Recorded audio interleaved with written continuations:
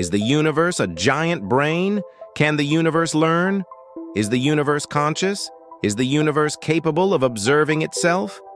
At first glance, these may sound like the ramblings of someone lying on a couch who just came up with something curious, but it turns out, not entirely. Scientists, and quite famous ones at that, highly respected figures in science and astrophysics, are seriously considering these questions. Today, we'll focus on what such structures found in the universe might actually mean.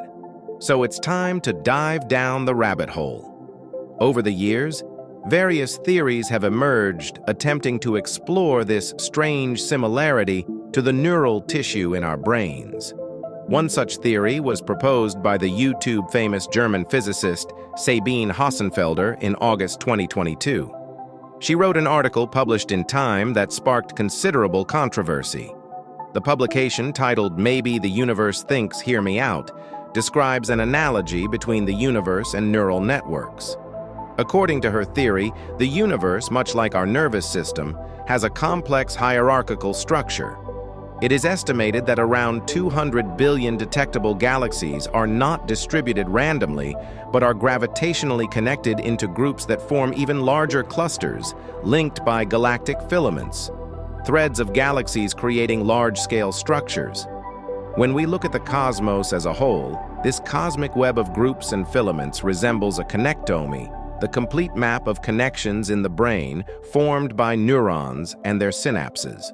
Neurons also form groups organized into larger clusters, and their connections, called axons, transmit electrical signals throughout the cognitive system. Hossenfelder notes that the similarity between the cosmic web and the connectome is deeper, based on detailed physical and neurological studies analyzing shared features of both structures. In her further considerations, she even suggests that the universe could be intelligent. This is a bold claim, and the author herself admits it may sound like complete madness. Above all, it cannot really be tested at the moment. It is more of a philosophical concept than strict hard science. But the German physicist is not the only one convinced that the universe is a neural network. In 2020, physicist Vitaly Vanchurin published an article in the journal Entropy titled "The World as a Neural Network," in which he argues that the universe is a neural network composed of nodes on the microscale, analogous to neurons in our brain. Such a network would allow the universe not only to evolve, but also to learn. Vanchurin believes this hypothesis could be testable in the future. He emphasizes that it connects general relativity with quantum mechanics, whose unification is currently a key challenge in physics, aiming toward a theory of everything. Around the same time as Vanchurin's paper, a similar work was published by several renowned scientists, including physicist Lee Smolin and computer scientist Jaron Lanier, titled "The Autodidactic Universe." In their work, the authors wrote that the cosmos has the ability to learn, adapt, and evolve in a way similar to a living organism. I'll ask just one thing. Where are the observations? How can we observe the effects of such learning? Usually, when a human learns something, they later apply that knowledge in life. We see practical outcomes of learning. The universe appears to be a fairly ordered place with an ordered structure.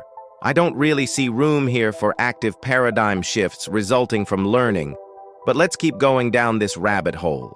Another scholar, Dmitry Kryukov, points out that the expansion of the universe seems to follow a mathematical relationship that has also been confirmed in various Earth-related domains, such as the human brain. According to Kryukov's paper, the universe resembles the internet. But that's not all. Psychologists have also begun to explore this topic and speculate about connections between the structure of the universe and the reality around us. Donald Hoffman, a well-known American psychologist, developed a theory, or hypothesis, in which the reality we experience is something like a form of virtual reality within our minds, which in itself is very close to simulation theory. The difference is that in Hoffman's hypothetical system, nothing is actually simulated. Instead, It merely connects the projections of different minds to create a coherent reality. But again, these are just considerations, lacking observational evidence. In a sense, a related idea is the theory presented in 2012 by the well-known Ray Kurzweil concerning the functioning of the human mind. According to this theory, the brain's neocortex consists of modules responsible for pattern recognition. Each module, composed of neurons, can identify patterns. These modules form a hierarchical structure in which lower-level modules recognize simpler patterns and pass signals to higher-level modules. Higher-level modules can, in turn, send signals back to lower-level modules to activate or deactivate them. Thanks to this, for example, when we look at a word with one letter removed, even without the full initial data, higher-order neurons reduce the sensitivity of lower-order ones, allowing us to still read the entire word. We simply know it, or even see it with our mind's eye. The idea that the universe can be viewed as a brain, a neural network, or a self-organizing complex adaptive system encourages us to rethink our understanding of the cosmos.